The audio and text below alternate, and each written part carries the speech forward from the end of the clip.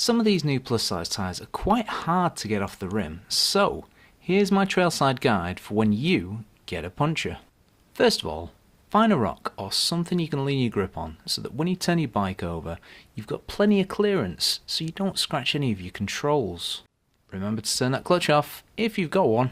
Shift your gears into the smallest cog.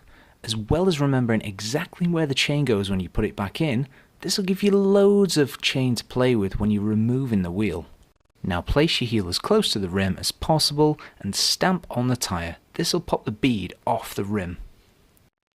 Remember to push the valve in first and then start from the opposite side. As you can see, the tyre lever is going a lot easier. Just keep pulling that tyre lever all the way round and then yank the rest of the bead off the rim. Remove the old tube, put the new tube in, starting at the valve, carefully line it into your tyre. Before you do anything, push the valve in again. Now start from the valve and push the tyre over the rim evenly all the way around until it starts to get tight. Once it gets tight, start from the valve again, pushing the bead into the middle of the wheel until it gets easier to pop onto the rim. If it gets too tight, go back to the valve, push the bead into the middle of the wheel and follow it round until it gets easier. If it's still too tight, turn your tyre lever around and pop it back onto the rim. Now all that's left to do is attach your pump and start pumping the tyre up.